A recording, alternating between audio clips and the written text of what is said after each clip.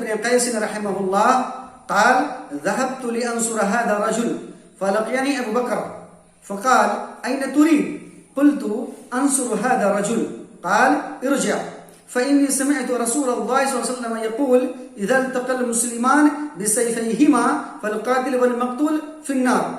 قلت يا رسول الله هذا القاتل فما بال المقتول؟ قال إنه كان حريصا على قتل صاحبه. احنف بن قیس رحمہ اللہ سے روایت ہے، انہوں نے بیان کیا میں اس آدمی یعنی علی رضی اللہ عنہ کی مدد کے لیے نکلا، مجھے ابو بکر رضی اللہ عنہ مل گئے، انہوں نے پوچھا تم کہاں جا رہے ہو؟ میں نے کہا اس آدمی کی مدد کرنے. انہوں نے کہا تم لوٹ جاؤ کیونکہ میں نے رسول اللہ صلی اللہ علیہ وسلم کو فرماتے ہوئے سنا جب دو مسلمان اپنی تلواریں ایک دوسرے پر اٹھاتے ہیں تو قاتل اور مقتول دونوں جہنم بن جاتے ہیں. میں نے پوچھا اے اللہ کے رسول یہ قاتل تو جہنمی ہوگا لیکن مقتول کیوں؟ تو آپ صلی اللہ علیہ وسلم نے جواب میں ارشاد فرمایا کیونکہ مقتول بھی اپنے ساتھی کو قتل کرنا چاہتا تھا. یہ حدیث صحیح بخاری میں حدیث نمبر 30 پر موجود ہے، مزید 2 مقامات پہ موجود ہے اور بھی حدیث کی دیگر کتابوں میں موجود ہے. تفصیلات ڈسکرپشن پہ موجود ہیں. اس حدیث سے متعدد مسائل ثابت ہوئے. پہلا مسئلہ، جس طرح یہ کہنا غلط ہے کہ آدمی کوئی بھی گناہ کرے اسلام سے باہر نہیں ہوتا، اسی طرح یہ بھی کہنا غلط ہے کہ انسان بڑے گناہوں کے کرنے سے اسلام کے دائرے سے باہر ہو جاتا ہے.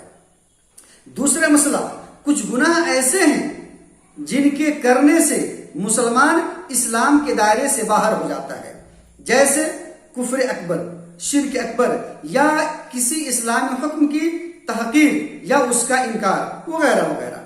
تیسرا مسئلہ، مسلمانوں کا آپس میں بلا کسی شرعی سبب کے لڑنا کفر ہے، لیکن ہاں یہ کفر وہ کفر نہیں ہے جو مسلمان کو اسلام کے دائرے سے باہر کر دے.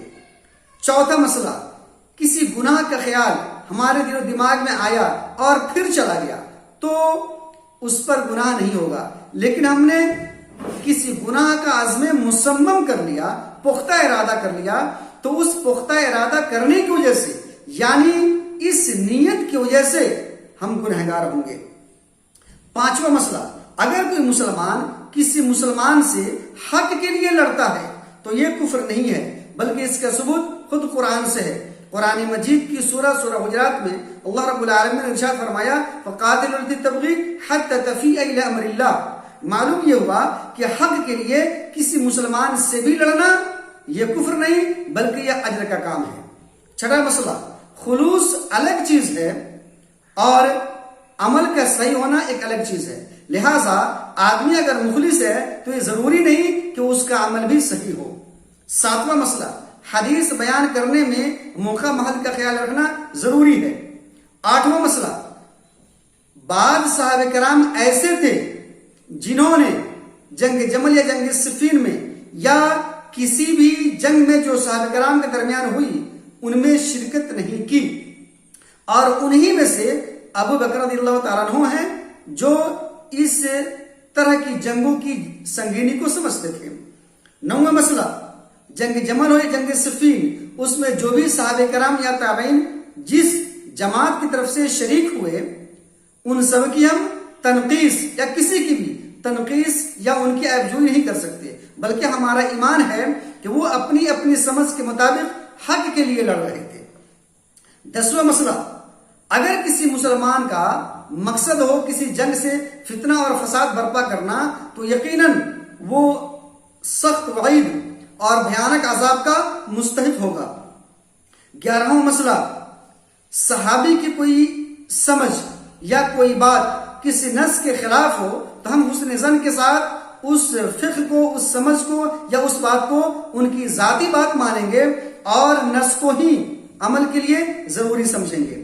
12واں مسئلہ، یہ ہمارا ایمان ہے کہ تمام کے تمام صحابہ کرام عادل و ضابط ہیں، لہٰذا جو ان کی آپسی جنگیں ہوئیں اور انہوں نے جو اس کے لیے اجتہاد کیا تو اگر وہ اپنے اجتہاد میں صحیح تھے تو انہیں دوہرا اجر ملے گا، اور جو اجتہاد کرنے میں خطا کر گئے تو انہیں بھی اکہرا اجر ملے گا. لیکن کسی کی بھی تنقیص ہم نہیں کر سکتے کیونکہ تمام نبیوں کے بعد امت کے سب سے افضل، اشرف اور علم کی دنیا میں، فقہ کی دنیا میں سب سے محترم بشان مقام پر وہ فائز تھے۔ 13واں مسئلہ، چلتے پھرتے بھی قرآن یا حدیث بیان کرنا دین ہے۔ 14واں مسئلہ، حق کا ساتھ دینے کے لیے کسی مسلمان کی مدد کرنا دین ہے۔ 15واں مسئلہ، کسی بھی مسلمان کا ناحق قتل کر دینا سنگین اور بدترین کام ہے، لیکن یہ کام مسلمان کو اسلام کے دائرے سے باہر نہیں کرتا۔ 16واں مسئلہ، قرآن کے اندر یا حدیث کے اندر بسا اوقات خلود فی النار کا مطلب طول مکث ہوتا ہے، یعنی ہمیشہ ہمیشہ جہنم میں جلنے کا یا پڑے رہنے کا جو ذکر ہے اس کا مطلب ہمیشہ ہمیشہ نہیں بلکہ ایک لمبے عرصے تک جہنم کی آگ میں جلنا مراد ہے۔ اور سورہ نساء کے آیت نمبر 93 کا جو مطلب ہے وہ یہی کہ اگر کوئی مسلمان کسی مسلمان کو قتل کر دے تو بہت لمبے عرصے تک جہنم میں رہے گا۔ ہاں، اگر کوئی مسلمان کسی مسلمان کا خون حلال سمجھتا ہے اور حلال سمجھ کر کے وہ قتل کر دیتا ہے تو وہ مسلمان نہیں اور وہ ہمیشہ ہمیشہ جہنم میں جلے گا۔ 17واں مسئلہ، جیسی نیت ہوگی عمل کا نتیجہ ویسا ہی ہوگا۔ 18واں مسئلہ، احنف بن قیس رضی اللہ عنہ کی مومنانہ شان اور ان کا تعارف۔